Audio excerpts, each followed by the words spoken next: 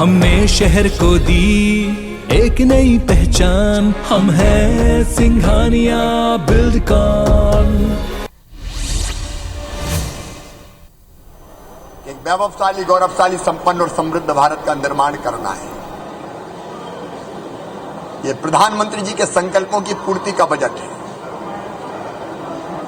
ये सर्वव्यापी और सर्वस्पर्शी बजट है। सर्वव्यापी मतलब प्रदेश के हर एक अंचल का ध्यान रखा गया है, और सर्वव्यापी यानी समाज के हर वर्ग के कल्याण के लिए पर्याप्त धनराशि आवंटित की गई है। गरीबों के लिए गरीब कल्याण की योजना है। अब केवल मकानों के, गरीबों के मकान के निर्माण के लिए 10,000 करोड़ रुपए की धनराशि पहली बार रखी गई, पहले से 4 गुना ज्यादा लगभग। राशन का सवाल हो, इलाज का सवाल हो, शुद्ध पीने का पानी हो। अब पानी गरीब की भी जरूरत है। जल जीवन मिशन के लिए 6,300 करोड़ रुपए से ज्यादा का प्रावधान किया गया है। यह किसानों का बजट है। फसल बीमा योजना हो,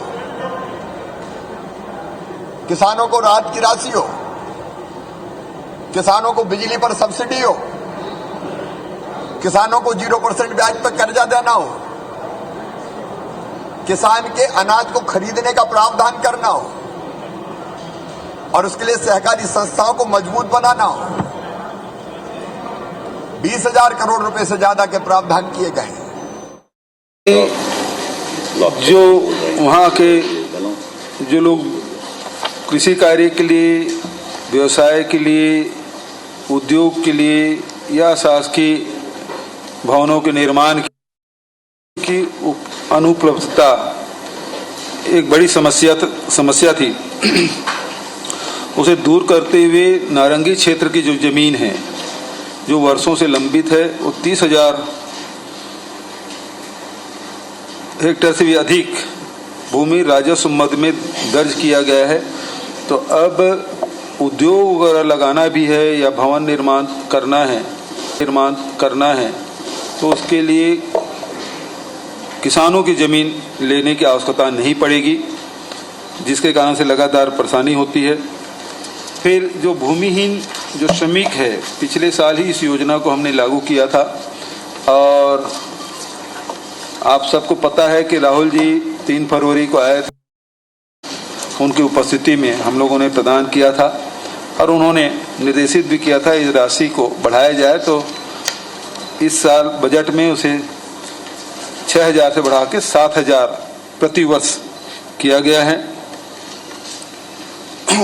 एक बड़ा बहुत जब भी हम लोग बस्तर जाते थे कि तो वहाँ जितने भी माझी है, बैगा है, गुनिया है, पुजारी है, इन सब की हमेशा मांग रहती थी कि हम लोगों को भी कुछ मानदेय मिले।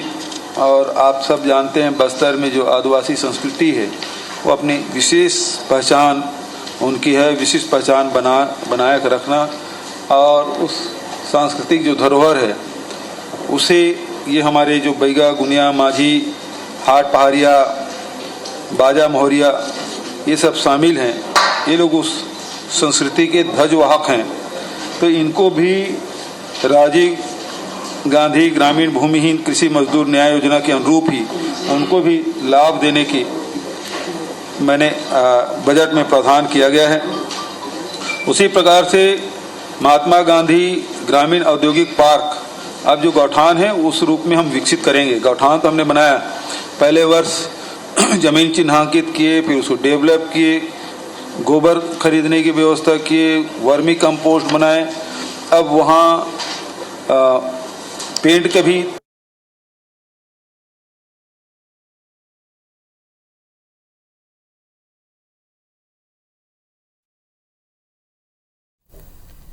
तो छत्तीसगढ़ सरकार ने अपना अगला बजट पेश कर दिया है, और उसकी हाइलाइट्स, इसकी खूबियां बताते हुए हम मुख्यमंत्री, जो कि वित्त मंत्री के तौर पर 4थी बार बजट पेश कर चुके हैं, वो बता रहे थे इस बजट की खूबियों के बारे में। सबसे बड़ा ऐलान, पुरानी पेंशन व्यवस्था की बहाली हो गई है। स्थानीय जो युवक होंगे पीएससी परीक्षा में उनको शुल्क नहीं लगेगा और नया कोई शुल्क फिलहाल प्रदेश में नहीं देना पड़ेगा। ये बड़ी राहतें हैं। पराजय की भूमिका तैयार कर रहे हैं। सर, यूक्रेन में कितने बच्चे हैं?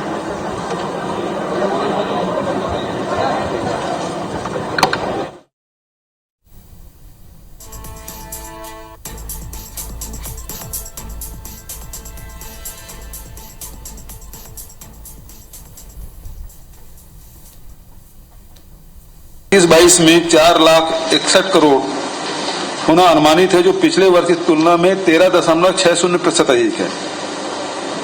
2021-22 में अनुमानित प्रति व्यक्ति आय जो 1,05,778 रुपये की तुलना में 2021-22 में 1,18,401 रुपया अनुमान है, जो विगत वर्ष की तुलना में 11.93%, लगभग 12% अधिक है। केंद्रीय कर में अब लगातार हमारी जो हिस्सेदारी है उसमें लगातार कमी आती गई। आप देखेंगे कि किसी भी राज्य सरकार के बजट में केंद्रीय जो कर के जो हिस्सा है वो अधिक रहता था, राज्य के हिस्सा है वो कम होता था। लेकिन इस साल लगभग बराबर 44,573 करोड़ रुपया केंद्र शासन से प्राप्त होना अनुमानित है और वहीं हमारे राज्य सरकार से लगभग 44,500 करोड़। तो ये बराबर की स्थिति आ गई है। सबसे दुखद पहलू ये है कि जीएसटी में ये जून के बाद हम लोगों को मिलना बंद हो जाएगा। लगभग 5,000 करोड़ से भी अधिक राशि हम लोगों को इसका नुकसान उठाना पड़ेगा और जो भी उत्पादक राज्य है उसकी भी स्थिति यही है। तो इसमें भारत सरकार से हमने पहले भी कहा कि इसमें कुछ विचार किया जाए ताकि जो उत्पादक राज्य है उसके अर्थव्यवस्था में प्रतिकूल असर ना पड़े। जो हम लोगों को जो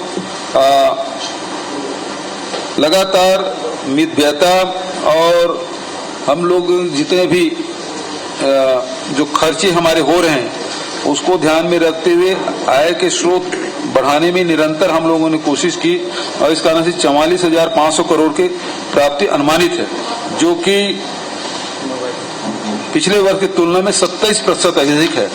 और जो कि भारत सरकार से जो हमको कर प्राप्त होगा उसमें केवल 1% वृद्धि का अनुमान है। कृषि क्षेत्र में तो लगातार आप देखे होंगे कि जब से हमारी सरकार बनी है, पहले साल हम लोग ने पिछली सरकार तो केवल 12 लाख किसानों के धान खरीदी कर रहे थे और 57 लाख मीट्रिक टन खरीदा था, जबकि 2017 में जबकि हमारी सरकार बनने के बाद 83 लाख मीट्रिक टन, फिर 92 लाख मीट्रिक टन और इस साल 98 लाख मीट्रिक टन धान खरीदी हुई है, जो कि पिछले सरकार की तुलना में 9,77,000 किसानों की संख्या में वृद्धि हुई है और धान खरीदी में भी बढ़ोतरी हुई है। हम लोगों ने जो धान को छोड़कर अन्य फसल ले रहे हैं उन किसानों को इनपुट सब्सिडी 10,000 रुपया और धान के किसानों को 9,000 रुपये प्रति एकड़। पिछले 2 वर्षों में 10,152 करोड़ की सहायता राशि 20 लाख से अधिक किसानों को दी गई थी। अब इस साल उस प्रावधान के लिए मैं पहले भी बताया कि 6,000 करोड़ का इस साल प्रावधान है। तो हमारी सरकार के प्रयास यही है, चाहे वो गन्ना उत्पादक किसान जो 271 रुपये क्विंटल में बेचते थे उसको 355 रुपये प्रति क्विंटल की दर से खरीद रहे हैं और इसके लिए भी बजट में 112 करोड़ का प्रावधान। चिराग मिशन है वो पूरे जो अनुसूचित क्षेत्र जिले हैं उसमें 25 ब्लॉकों में संचालित किया जाएगा, जिसके लिए इस साल 200 करोड़ का उसमें प्रावधान किया गया है। फसल बीमा के लिए भी प्रावधानित किया गया है। जो फलोद्यान है, सब्जी है, उसको भी लगातार बढ़ाने का हमारी सरकार की कोशिश और इंटीग्रेटेड पैक हाउस की स्थापना की जाएगी और जिसमें अत्याधुनिक गामा विकिरण तकनीकी का उपयोग किया जाएगा। और उसी प्रकार से अभी भाभा एटॉमिक रिसर्च सेंटर के साइंटिस्ट आए थे, उनके साथ MU हुआ और उसमें जो फल है, सब्जी है, जो कीटनाशक जो हम लोग छिड़कते हैं सब्जी और फल में, तो उसमें दवाइयां का अवशेष रह जाते हैं तो फोटोसिनेट्री प्रयोगशाला की स्थापना की जाएगी। कितना इसमें दवाई की मात्रा है तो उसको भी परीक्षण किया जाएगा, और विदेशों में खासकर यदि इसकी मात्रा निश्चित मात्रा से कम हो तभी वो लोग वहाँ सप्लाई की जा सकती है, तो उसके भी उपयोग और ज्यादा दिन तक के हमारे फल सब्जी सुरक्षित रह सके, इसके लिए भी हम लोग इस बजट में प्रावधान किए हैं।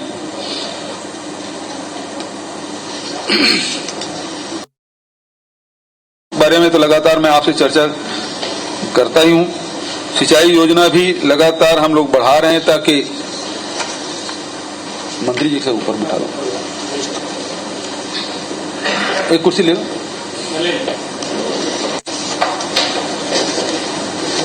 नहीं आप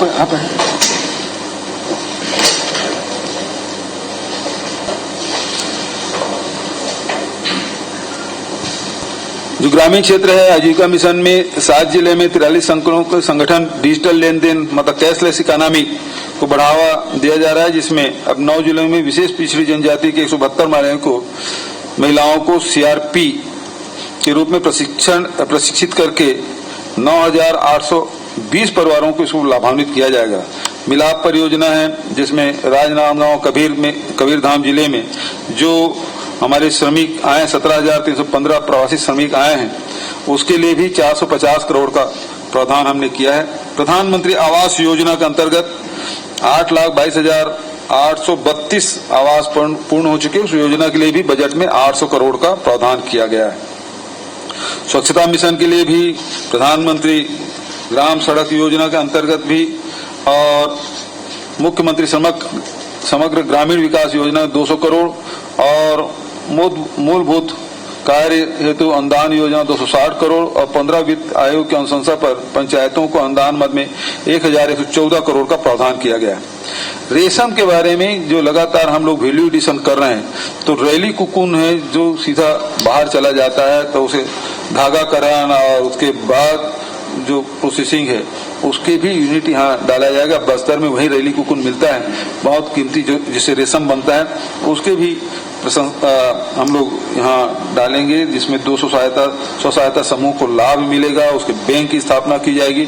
तो इस प्रकार से उसे प्रशिक्षण और मशीन के उपकरण की सहायता भी इसके दी जाएगी। तो इससे निश्चित रूप से वहाँ की जो महिलाएं हैं उसको 6,000 से 7,000 रुपया के अतिरिक्त आमदनी हो सकेगा। कुम्हार परिवारों के लिए भी जो विद्युत चाक है उसकी भी व्यवस्था की गई है। पेयजल के लिए 1,000 करोड़ की व्यवस्था की गई है। और अटल नगर को बसाने की अब जिम्मेदारी हमारी है। अब इतना बड़ा स्ट्रक्चर खड़ा हो गया है, लेकिन वहाँ पानी की व्यवस्था नहीं है, तो 106 करोड़ का उसमें व्यवस्था किया गया है। स्वामी आत्मानंद अंग्रेजी स्कूल की लोकप्रियता को देखते हुए हिंदी की भी मांग थी, तो 32 स्वामी आत्मानंद उत्कृष्ट हिंदी विद्यालय भी शुरू किया जाएगा। अभी तक अंग्रेजी माध्यम स्कूल में 1,35,000 बच्चे विद्यार्थी इसमें प्रवेश लिए हैं, और उसमें जो हिंदी विद्यालय जो खोलेंगे उसमें 17,500 बच्चे इससे लाभान्वित होंगे।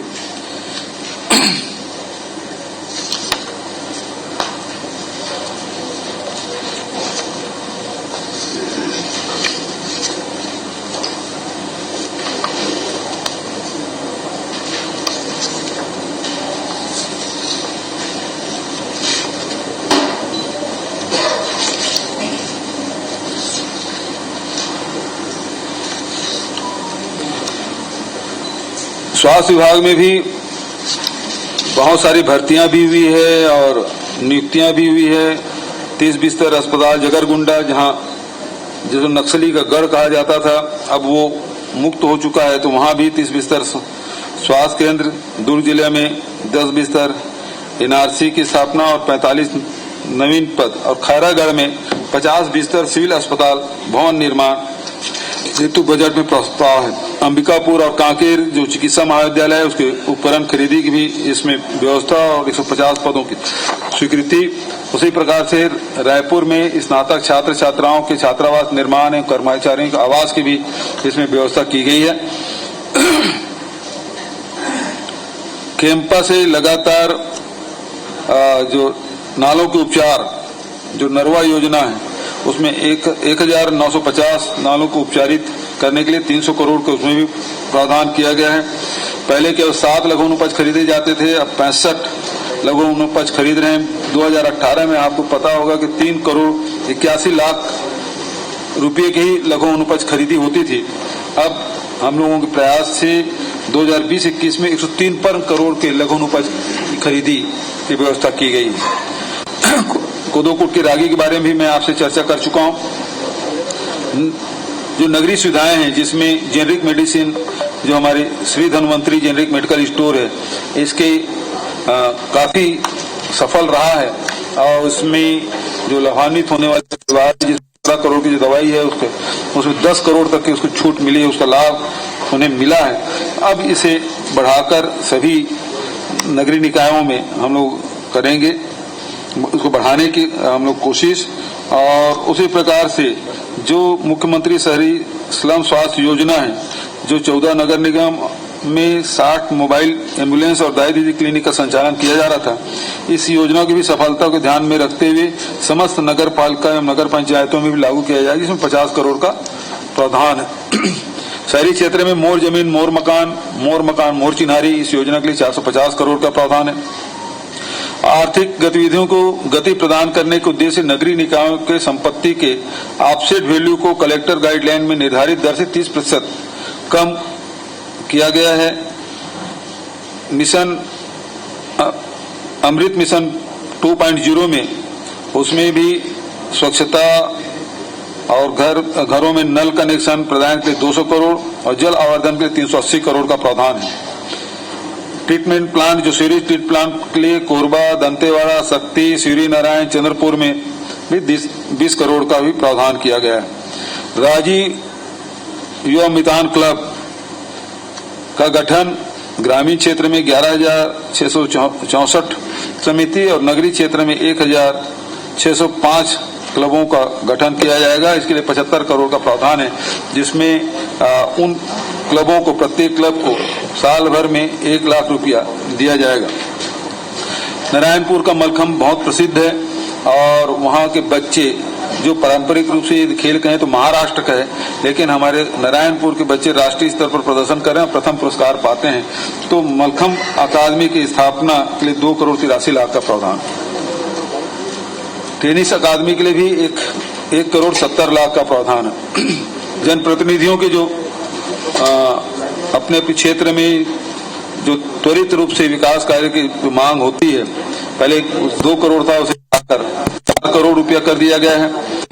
जिला पंचायत के अध्यक्षों को भी जो 15 लाख, उपाध्यक्ष के 10 लाख, सदस्यों के 4 लाख प्रति वर्ष के मान से।